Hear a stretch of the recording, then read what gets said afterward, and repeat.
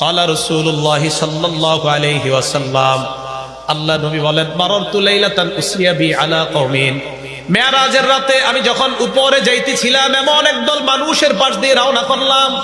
এই মানুষগুলার দিকে তাকাইলাম, তাকায়া দেখলাম বুতুনুহুম কাল বুয়ুত, তাদের পেটগুলা বিশাল বড় বাড়ির মতো। কিসের মতো? নবী বলেন, আহারে তাকায়া দেখলাম ফিহা আল হাইয়াত তুরা মিন খারিজি বুতুনিহিম, আমি দেখলাম পেটের বাহির থেকে তাদের পেটের ভিতরে দেখা যায় বিশাল বড় বড় সাপ দৌড়ায়।